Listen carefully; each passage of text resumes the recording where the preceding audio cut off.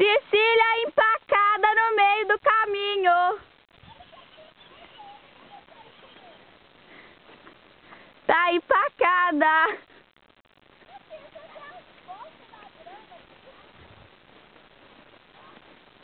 Vira ele pra cá, minha filha. Você vai fazer eu subir aí pra trazer ele. Vem, Binho. O resgate. Aqui, olha, visita da planta, esse é a planta, só que ele não vai comer. Você que manda nele, minha filha. Bate nele aí que ele vem. Eu consigo bater no animal, velho. Isso que dá um animal um tá em cima do outro.